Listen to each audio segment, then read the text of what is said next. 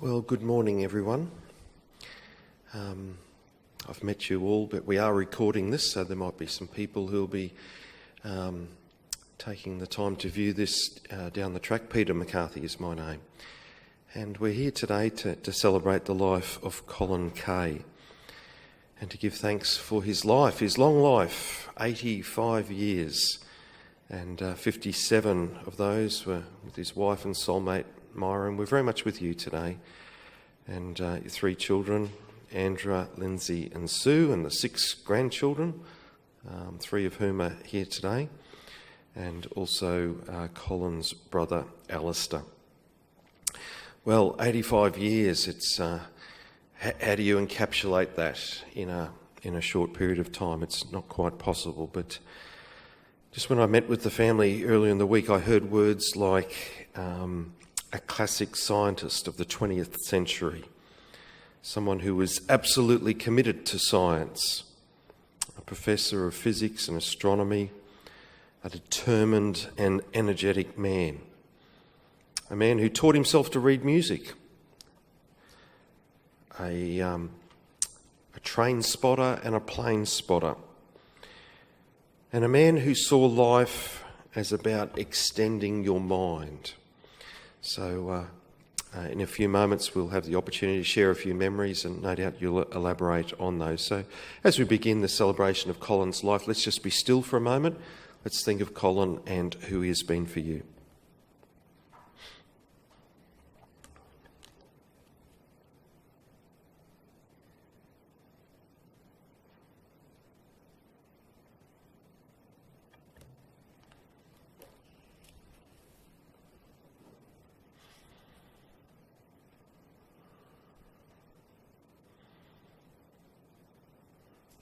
So 2 readings have been especially chosen for the celebration of Colin's life today. So initially I'd like to invite daughter Sue to read the first of those, please, from T.S. Eliot. Thanks, Sue. Got some water there if you need it. McCavity the Mystery Cat. McCavity's a mystery cat. He's called the Hidden Paw, for he's the master criminal who can defy the law. He's the bafflement of Scotland Yard, the flying squad's despair, for when they reach the scene of crime, McCavity's not there. McCavity, McCavity, there's no one like McCavity. He's broken every human law, he breaks the law of gravity. His powers of levitation would make a faker stare, and when you reach the scene of crime, McCavity's not there. You may seek him in the basement, you may look up in the air, but I tell you once and once again, McCavity's not there. And Skimbleshanks the Railway Cat. There's a whisper down the line at 11:39 when the night mail's ready to depart, saying, "Skimble, where is Skimble? Has he gone to hunt the thimble? We must find him or the train can't start." All the guards and all the porters and the station master's daughters, they are searching high and low, saying, "Skimble, where is Skimble? For unless he's very nimble, then the night mail just can't go." At 11:42, then the signal's nearly due, and the passengers are frantic to a man. Then Skimble will appear, and he'll saunter to the rear. He's been busy in the luggage van. In the watches of the night, he is always fresh and bright. Every now and then he has a cup of tea, with perhaps a drop of scotch while he's keeping on the watch, only stopping here and there to catch a flea. You were fast asleep at Crewe, and so you never knew that he was walking up and down the station. You were sleeping all the while he was busy at Carlisle, where he greets the station master with elation. But you saw him at Dumfries, where he speaks to the police, if there's anything they ought to know about. When you get to Gallowgate, there you do not have to wait, for Skimbleshanks will help you to get out. He gives you a wave of his long brown tail, which says, "I'll see you again. You'll meet without fail on the midnight mail, the cat of the railway train."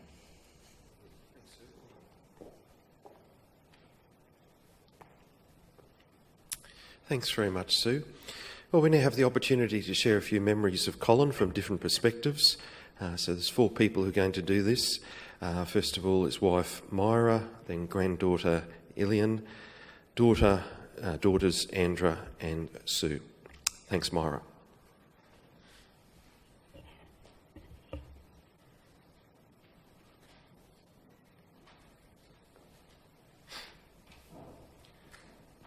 Some water there if you need it. Just a little bit. I'd like to remind you about one of Colin's eccentricities. He was addicted to the news. In the early days of our marriage, it was only newsprint and radio. Woe betide any baby who cried and he missed the headlines. Anyone who tried to phone him during the radio news was dealt with short shift or ignored. He had an unusual body clock which alerted him when it was time for a news broadcast. Wherever we were travelling, in the car, he somehow found a radio to turn on so that he didn't miss any interesting local, national or international news.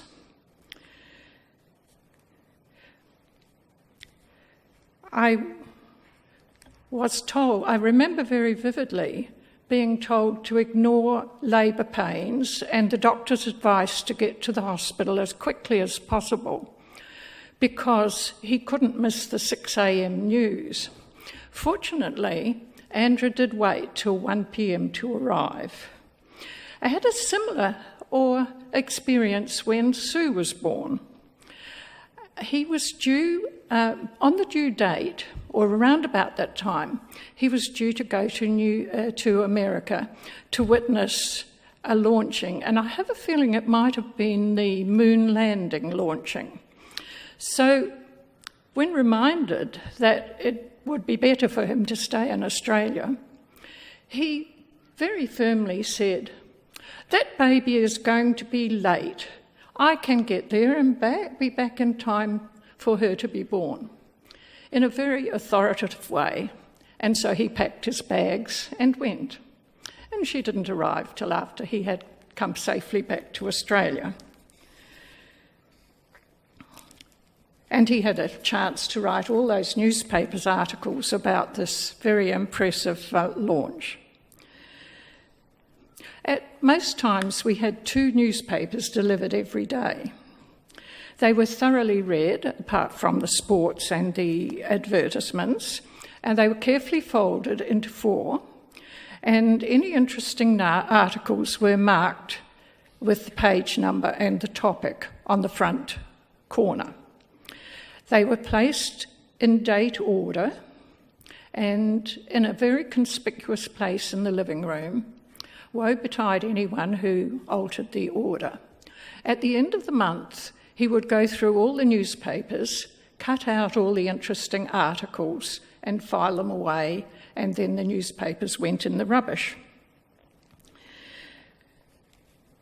He was very interested in letters to the editor, and he wrote a lot of them. I can remember one occasion where he was very upset because they wouldn't publish his letter because they said he had been dominating the letters to the editor section and he had to give other people a turn. He really liked it when there was something controversial and he could write a letter sweeping away all the arguments of the other person. He didn't hesitate to contact the editor if he thought the editor was giving not equal rights or equal space in the paper to controversial issues, particularly if the editor was giving more space to something that he disapproved of. He was very anxious that people should form their own opinions based on scientific facts and evidence and not on feelings. And he was very quick to write or do newspaper interviews or radio interviews or television interviews to put forward his case. He was particularly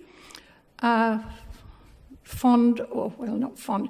One of the topics that interested him particularly was nuclear power. And he wrote little books, and he did interviews, and he did talks, trying to persuade people the benefits of nuclear power. Very unsuccessfully, because people have a very intuitive feeling against nuclear power, although it's not actually based on scientific evidence. His interests were very wide. They covered things like plans for roads. He was very keen to have more bikeways and more people on bicycles. Really, there was no end to his interest in affairs. Now, our house was ordered. The furniture in our house was arranged in a very news-centred way. The television set was placed so that viewing of the TV while eating a meal was in the best position for you to see television while you were eating. Our meals had to be at 6 o'clock at night so that they covered the news period. Table conversation was discouraged.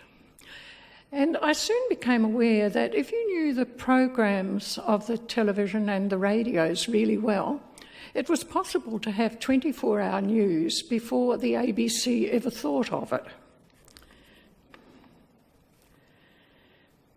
The kitchen he managed to find a way in the kitchen of propping the newspaper up against a wall or window, having a radio on the windowsill, so that his breakfast was entirely covered by news and he didn't miss anything. He was very keen to use the news or to use radio or newspapers to get across his own ideas. And his main feeling was that he wanted people to make up their minds based on facts and evidence and not on feeling. And he didn't cease in that search or in that endeavour to make people think and use their heads to make decisions rather than their hearts.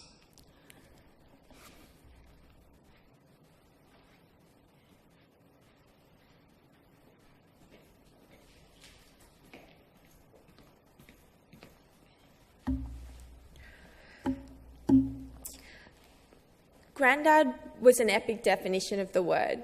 He truly was a granddad, and his academic exploits were out of this world, literally.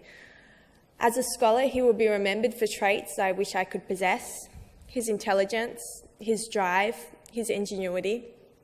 As a man, he will be remembered for qualities I wish to emulate, even the ones that were a source of annoyance to most. His strong sense of style, the carefully curated nutty professor look, the bolo ties, especially the tiki ones, the socks and sandals, the loud patterned shirts, the Einstein hair, the customised BSc academic regalia, and that infamous 70s chin curtain Dutch beard thing. Directing his thirst of knowledge into his passions, knowing all things planes, trains, and not so much automobiles, unless he was trying to drive them recklessly. The rituals and routines of an organised mind. The very early morning half grapefruit sprinkled with sugar or Wheat Bix and toast whilst the news radio blared away in the background. Religiously tuning in for the 6 o'clock news on ABC, never missing an episode of The Bill, checking the barometer against the daily forecast, shaving every morning with an electric razor, identifying every single plane in the sky. Grandad lived to the beat of his own drum. Like the metronome perched atop the piano Mum and I were sitting at during the Newcastle earthquake, insisting on buying all of the home brand products available, always. the never quite completed miniature railway in the rumpus room, the puzzles, the presents bought by Grandma, eating brawn and tongue, lima beans, sweetened condensed milk from the tube, that unique granddad smell, not the hospital one, made up of talc and warmth, those incredible cuddles, the almost always good nature and genuine excitement to see the grandkids, the train trips and tours of aviation museums, the simple explanations of the principles of physics to an 11-year-old, allowing me to kick him out of his miniature home office to play PC games, all of them educational, of course, encouraging me to watch Fantasia on repeat until the VHS tape was well worn, and gifting me with a strange scientific puppet show called The Boffins, Grandad being a dead-on doppelganger for the fuzzy-haired, fumbling scientist Aristotle. How could I forget being bathed in the deep dish outdoor laundry sink like one of the dogs? Or the way he would call Tinkerbell and Ebony and later Blueberry back to base for tea time, giving me my own mini glass of salad port at Christmas and eating kumquats straight from the tree.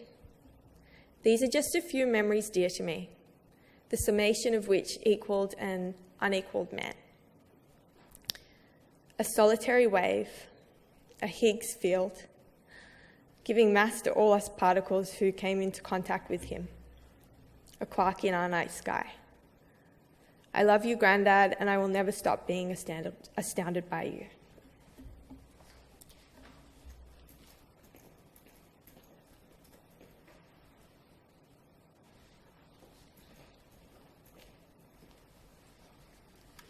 Michael, Rob, Miranda and Zoe can't be here today because they're in America, but they just wanted to share a couple of their thoughts. First off, the love of music that Colin shared with them, how he was always interested in hearing them playing their pieces, no matter how poorly, but how much he enjoyed their rendition of Pachelbel's canon for his 80th birthday, and that was a very special moment.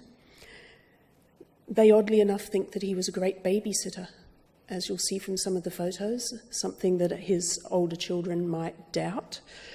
And they remember when he moved to Newtown how he'd walk Blueberry and pick them up from school and take them for ice creams. And he loved telling them stories about his work.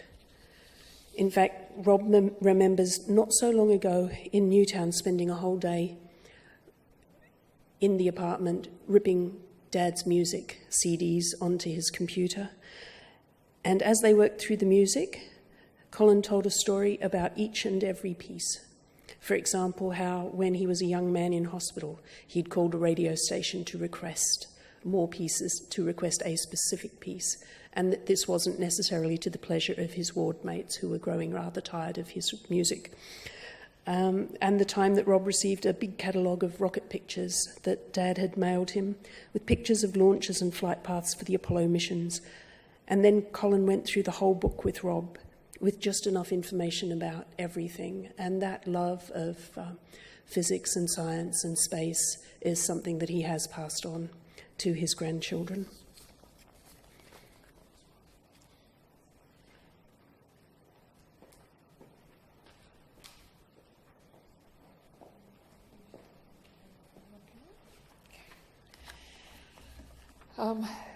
So some of my memories of Dad were of him taking me to what we called the baths, the Lambton swimming pool, where he taught me how to dive.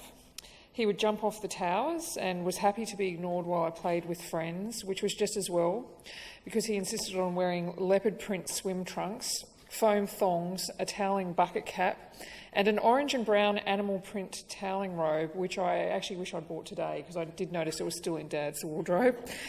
Ilian has catalogued his many crimes against fashion.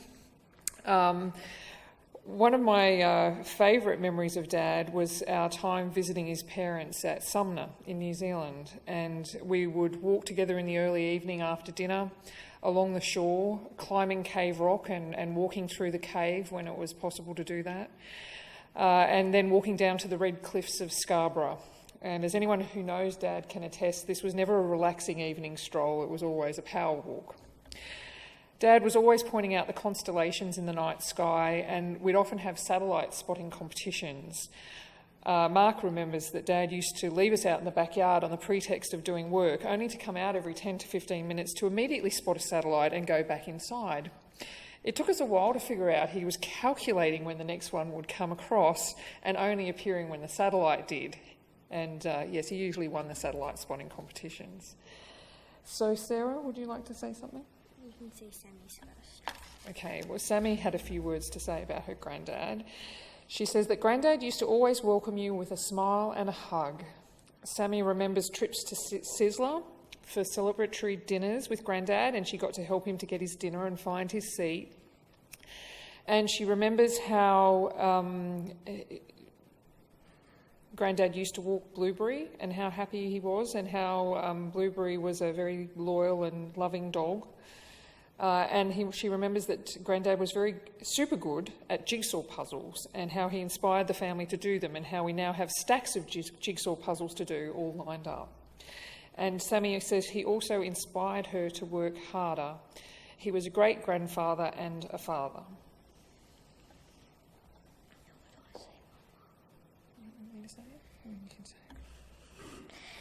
He was a cheeky little boy that always used to escape the unit. He would always offer me something from the kitchen and would always get it for me. Grandad was the best. Grandad would sit next to the window for hours, checking the iPad to see which plane was going past. He was great.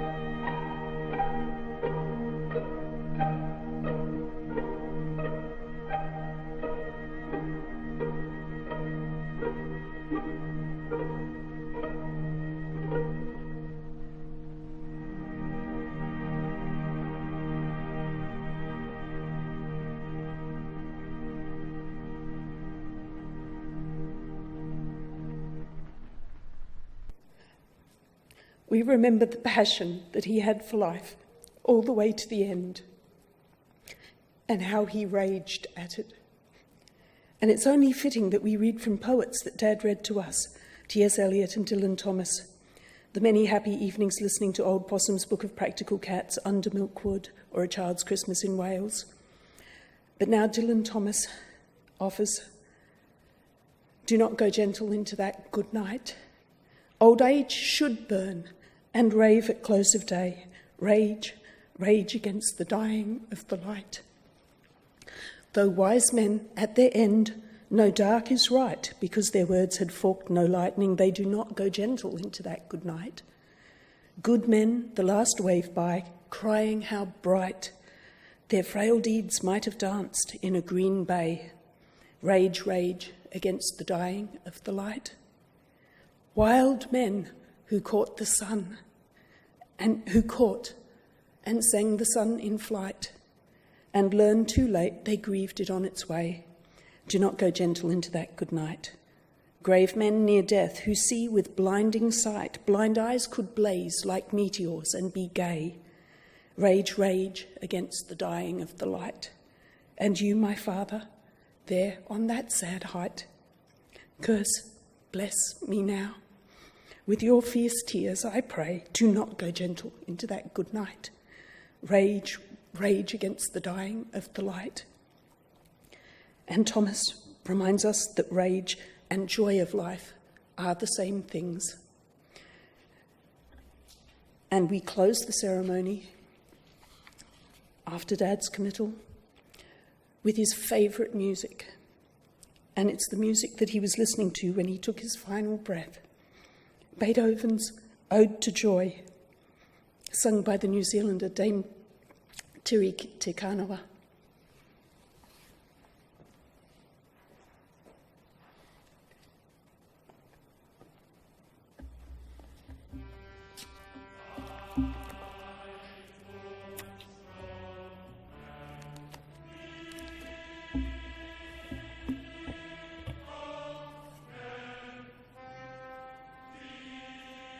Thanks very much, Andra, Sue, Ilian and Myra for those beautiful, absolutely beautiful tributes to Colin. Thank you.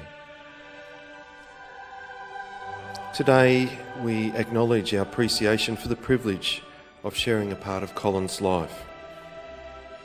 And even though his death has meant a physical break in the links of the chain that binds you to each other, the influence and effect of Colin's life is still evident even now as we speak his name. And so we say that we are glad that Colin lived. We are glad we saw his face. We are glad we felt his touch and shared in his wisdom. We are comforted to know that his pain has ended, his spirit is free. We will forever cherish the memory of Colin's love, his resilience, his wisdom, his friendship, but most of all, his love. Just before we conclude, I'd just like to thank Charlene, Kim and Trish from White Lady Funerals for so compassionately looking after us today. So as we go forth from here today, I just invite you to continue to think about Colin, to think about the ways that he has enriched your lives, what you have learnt from him, what he taught you, and how this world is a better place because of Colin Keay. If you'd like to stand now, please.